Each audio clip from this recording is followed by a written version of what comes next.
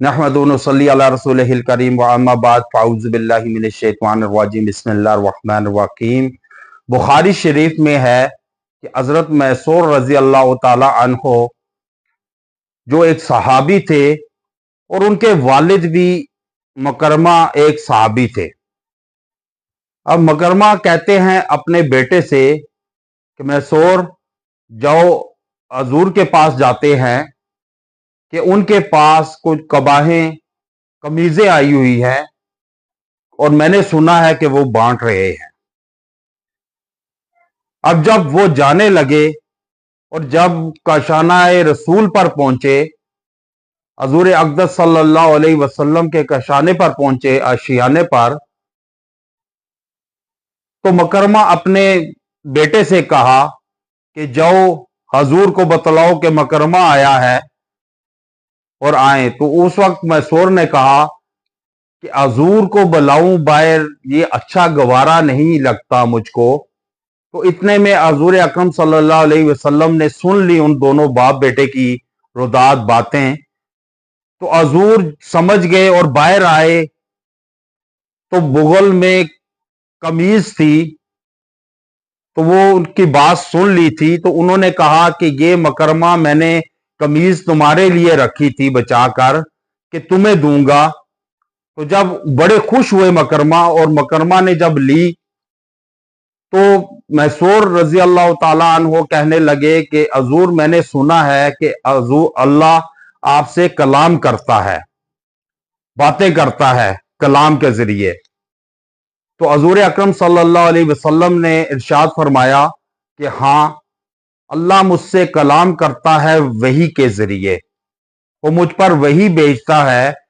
اور جو بھیجتا ہے وہ ساری امت کے لیے ہوتا ہے۔ اور ابھی ہی سورہ اخلاص آئی ہے، قُلْ هُوَ اللَّهُ أَحَدٌ اللَّهُ الصَّمَدُ لَمْ يَلِدْ وَلَمْ يُولَدْ وَلَمْ يَكُنْ لَهُ كُفُوًا أَحَدٌ، اور یہ آئی ہے۔ تو جب اس میسور نے سنا تو ایک دم کھڑا ہو گیا، اور جیسے جذباتی لوگ کھڑے ہو جاتے ہیں، کھڑے ہو کر نعرہ بازی کرتے ہیں، نعرے لگاتے ہیں، تو میسور نے ایک دم کھڑے ہو کر نعرہ لگایا کہ اللہ زندہ باد، کہ کیا کمال کی گفتگو ہے، کیا کمال کا کلام ہے کہ چھوٹی سی بات پر اتنا بڑا اجر دینا، چھوٹے سے حکم پر اتنا بڑا اجر دینا، کیا کمال کی گفتگو ہے، یہ آج سے پہلے میں نے نہیں سنی۔ تو وہ اتنا خوش ہوا کہ عبد الرحمن بن عوف رضی اللہ تعالی عنہ جو عشرہ مبشرہ صحابی ہیں، ان میں جنت کی بشارت جنہیں ملی زندگی میں، وہ ایک دیکھا جب انہوں نے، تو انہوں نے ایک دم کہا یا رسول اللہ، میری اونٹنی ہے جو بچہ جننے والی ہے،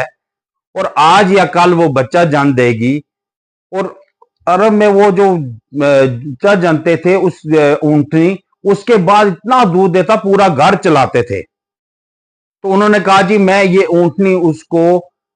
عطیہ کرتا ہوں، کہ اتنا کمال کا اس نے ظرف پایا کہ سمجھ گیا۔ اور دیہاتی ایک،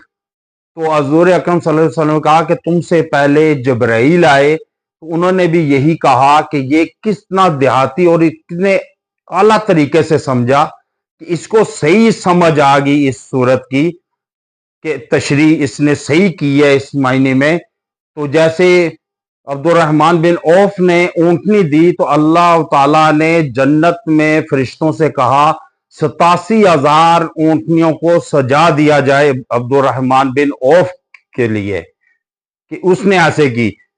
تو پھر ایسا کمال کا ظرف کہ چھوٹی سی صورت پر، چھوٹے سے حکم پر، توحید پر مبنی صورت، اور ایسی صورت کہ جب وہ دیہاتی نکلا میسور اور مکرمہ، جب مدینے سے نکلنے تک 1,000 اونٹ ان کو گفٹ مل چکے تھے، اور وہ سمجھا، اس نے کہا صحیح میں نے کہا تھا، وہ صحیح دیہاتی سمجھا تھا کہ تھوڑے سے اجر پر، تھوڑے سے کلام پر، थोड़े से हुक्म पर अल्लाह ने इतना बड़ा इनाम अता किया कि उसको मदीना से निकलने तक 1000 ऊंट का मालिक बना दिया। इसलिए 10 मुहर्रम को असर के नमाज के बाद आप सूरह अखलास को 100 मरतबा पढ़ लें, फिर दुनिया की कोई भी ख्वाहिश जो दिल में दबा कर बैठे हैं या पूरी नहीं कर सकते, सिर्फ सोच की हद तक है, आप वो अल्लाह से मांगे। ये 100 बार सूरह अखलास अव्वल और आखिर दुरूद इब्राहिमी के साथ पढ़कर आप ये वजीफा असर को कर सकते हैं, इशा तक, और आप अगले मुहर्रम तक ये आप बिला नागा पढ़ सकते हैं। जो भी दिली ख्वाहिश को मांगेंगे अल्लाह से, अल्लाह पूरी करेगा। व आखिर दावाना अनिल हम्दुलिल्लाहि रब्बिल आलमीन।